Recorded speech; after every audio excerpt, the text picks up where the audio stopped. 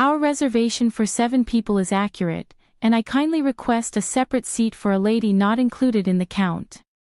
This request, typical. Love, Elizabeth, my husband's mother, echo her penchant for making loud demands and teasing me. However, today marks a turning point as I've resolved to expose a secret she's been keeping during our family gathering. I'm Natalie, a 28-year-old chef who graduated successfully from culinary school. I work at a highly rated Western restaurant in the city where I met George, a friendly customer who later became my husband. George inherited a historic electronics store, a beloved establishment in the community for 3 generations. Last year, George's father passed away, and he assumed the role of the 3rd-generation owner. My upbringing was in a household filled with culinary professionals, my father, mother, and even my brother. Growing up in such an environment exposed me to various cooking techniques and knowledge from a young age. Thanks to this upbringing and my innate talent, I graduated at the top of my class from culinary school. Despite my usual reserved demeanor, I've always been confident in my culinary skills.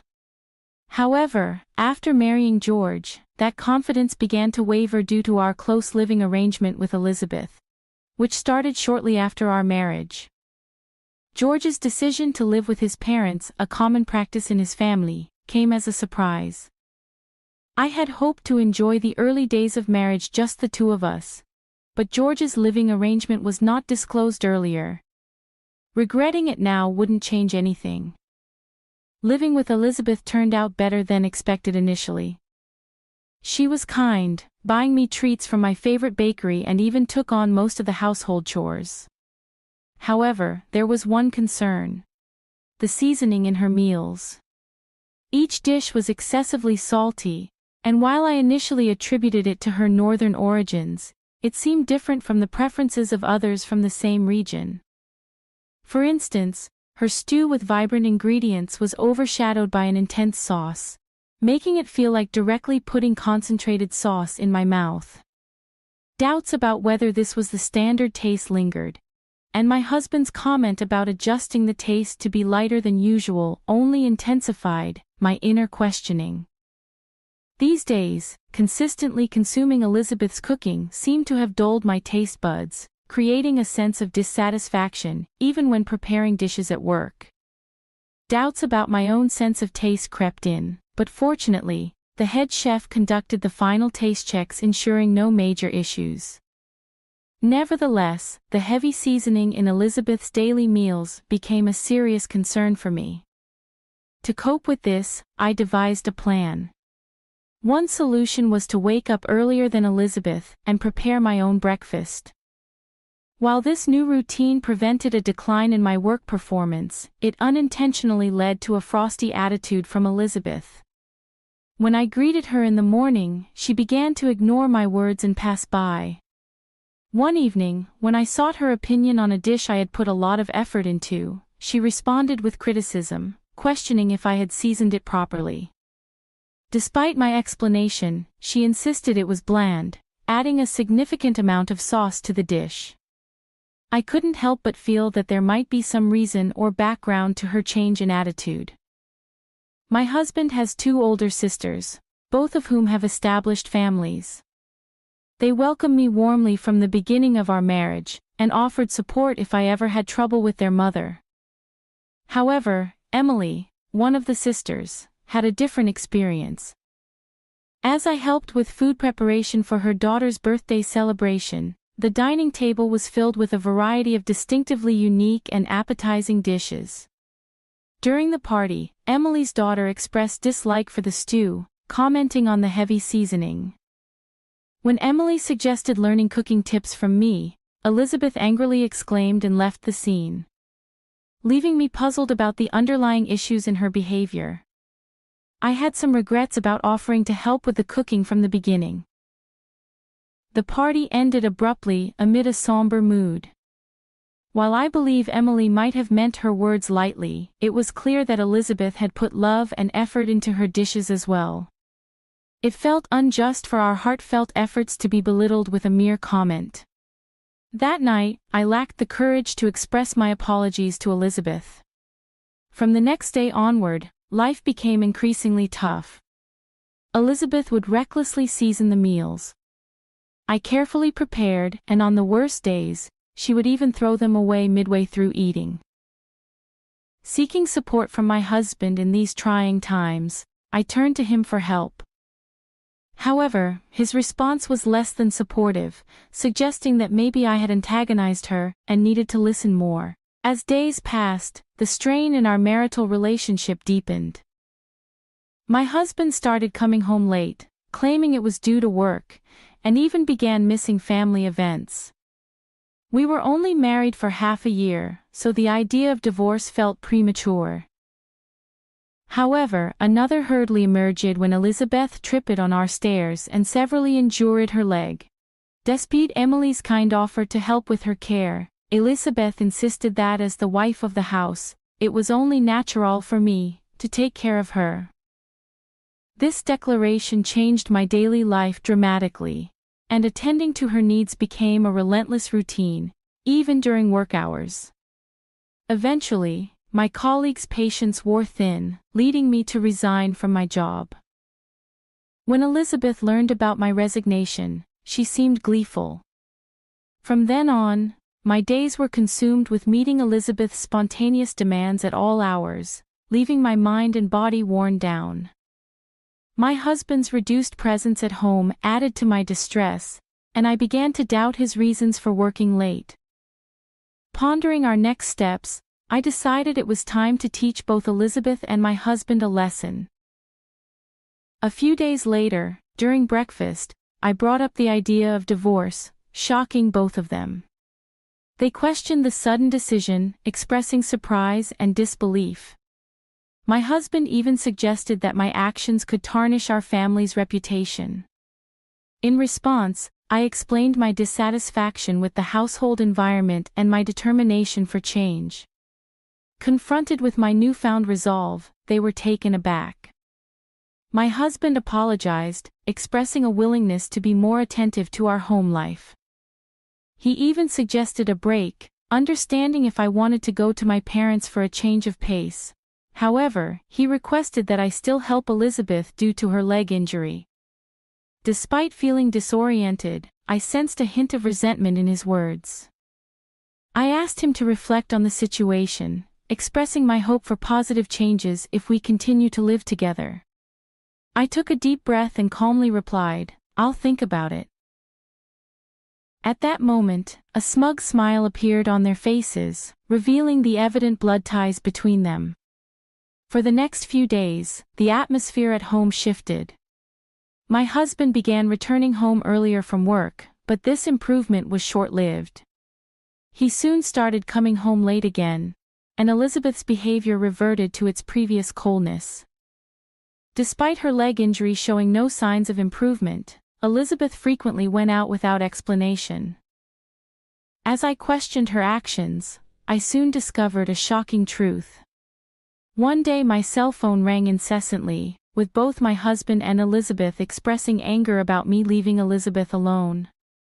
I sensed they wouldn't understand my perspective, and I revealed that I was at my parents' house. Days later, enjoying a peaceful time at my parents' house, I received an unexpected message from the one person I least wanted to be involved with, Elizabeth. The message contained an apology for her past actions and an invitation to her upcoming birthday party. Though reluctant, considering it as a bit of a luxury treat, I decided to attend. The venue for the party was an upscale restaurant near the station, renowned for a new chef trained in France. Upon arriving, I saw George and Elizabeth waiting with smug expressions. The attendees included Emily, her husband, and their children, making it a small gathering of 8 people. As we entered the restaurant, I confirmed my reservation for 7 people. However, Elizabeth requested a separate seat for me, surprising everyone. The waiter guided me to a slightly hidden seat, and as the evening progressed, the anticipated meat dish raised expectations. While delicious-smelling dishes were constantly brought to Emily's table, George and Elizabeth received none. Elizabeth's loud complaint about the delay in their food drew the attention of nearby customers, leaving me in a state of surprise and anticipation for the unfolding events of the night. "I deeply apologize," the waiter said. "The chef is preparing something special for the two of you, so it's taking a little extra time. Please wait for just a bit longer." Despite her annoyance, Elizabeth's face showed a hint of satisfaction, knowing they were getting special treatment. Soon after, footsteps could be heard coming from the kitchen, and their expressions froze in surprise. It was me, dressed in a chef's t-shirt and apron. "What, Natalie? Why did you dress like that? Is this your surprise?" While Emily and her husband enjoyed my appearance, George and Elizabeth were taken aback. I gently smiled and set the specially arranged dishes before them. "I've prepared a special menu just for the two of you." At the center of Elizabeth's plate, a beautiful black lump was garnished with a rich sauce. I'd accentuated this using a special sauce. "I'll add a little more topping to this sauce," pouring more sauce on the dish. I felt satisfied seeing Elizabeth's surprised face. "And here's a special dish for you, sir." On George's plate, various delicacies were beautifully arranged, each shining brightly. "Please try it with this special sauce," placing an elegant sauce bottle on the table. I watched the service. Emily's daughter laughed cheerfully, and they both looked a bit surprised yet intrigued. However, their expressions soon turned to anger. "This is unbelievable. I've never seen such inappropriate service. Call the manager," George exclaimed. I calmly replied, "I'm the person in charge here. Is there a problem?" Elizabeth joined in. "Are you the one allowing such disrespectful service? This is unforgivable. We're going to exercise our rights as customers and sue you." I continued. "Feel free, but we're also considering legal action for the disruption you've caused." "How dare you!" It turned out that they often visited this restaurant and were always demanding. The staff already saw them as problematic customers. And now, with my brother Peter managing the restaurant, they were being treated impartially. Peter, Elizabeth, and George were utterly stunned upon realizing that the person in charge was my brother. In reality, this popular restaurant was a product of Peter's diligent management and hard work. They had not been informed of this fact before. Peter had previously undergone advanced training in France and couldn't attend our wedding, although he had sent a generous gift. He had never spoken with Elizabeth or George. However, he remembered their faces from family pictures. "We didn't know any of this. Could you explain?" Emily asked cheerfully but with a slight shadow in her eyes. "Actually, we came here to dine with some friends from the town's marketplace.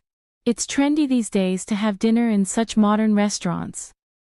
At that moment, a staff member approached politely. "During their last visit, you left behind an item. Please allow me to return it," handing over a shimmering earring. Emily added, "You often dine here with men wearing earrings. Isn't that a bit risky?" George's face momentarily froze in surprise at Emily's question. How did I come to know of the secret?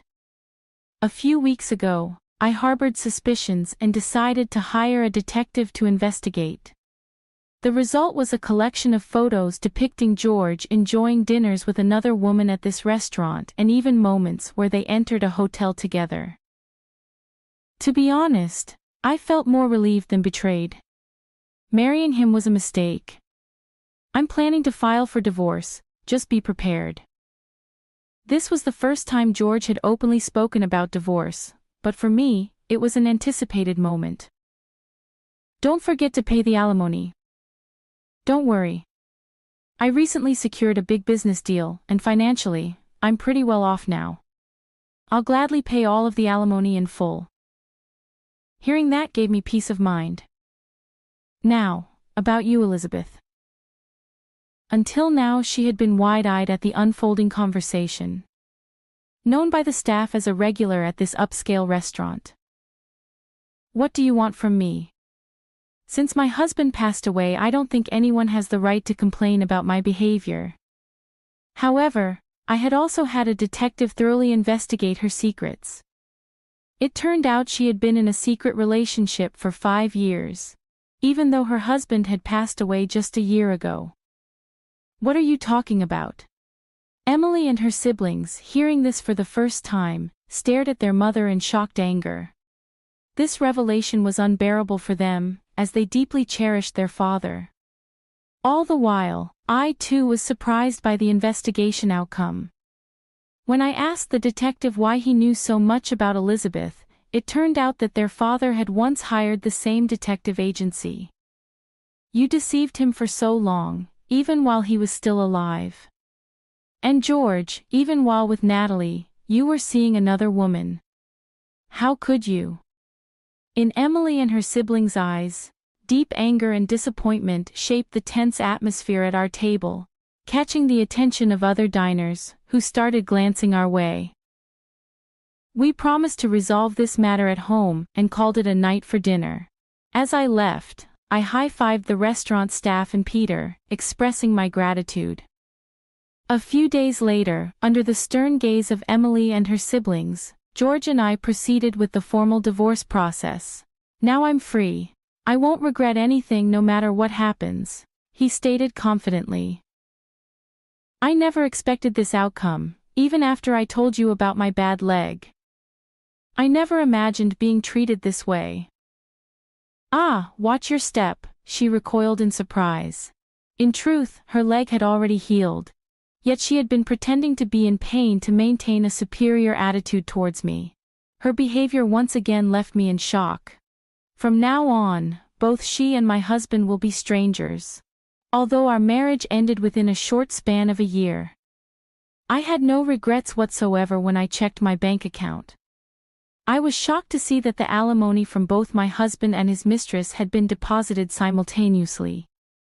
It seemed like my husband covered her share as well. Knowing this fact, I could finally view them as no longer being a part of my life. Subsequently, there were some interesting developments regarding my husband and his mistress's relationship. He had gone into debt to pay the hefty alimony, but shortly after our divorce was finalized, she dumped him quite easily. From the information I received from Emily, it was revealed that the woman is infamous in the area for targeting married men. After the episode at the restaurant, we were informed by Peter that the regular patrons were also fed up with George and Elizabeth's antics, and they were elated by our surprise. From then on, the restaurant strictly prohibited those two from entering. Moreover, their dishonest attitudes quickly became known throughout the community. A major contract that my husband had been boasting about was eventually cancelled, and his electronics store, sustained by the deep trust of the local community, now faced a challenging future. Elizabeth's subsequent life became quite difficult. Suddenly abandoned by her longtime lover, further medical tests revealed that her unhealthy lifestyle was affecting her health. Her health condition was significantly tied to her own way of living, which wasn't deserving of any sympathy. On the other hand, I was fortunate enough to return to the Western-style restaurant where I used to work. Even though they knew about my past, the staff and management warmly welcomed me back. The spaghetti lady, Emily, and her family still came to this restaurant often, and their presence was a significant support for me. They had decided to completely sever ties with George and Elizabeth. The anger towards their actions, especially after the passing of their father and the revelation of the truth, left a deep wound in their hearts, which seemed unlikely to heal. The joy of cooking holds a significant place in my life. Feeling this happiness is the very moment I cherish the most, and when I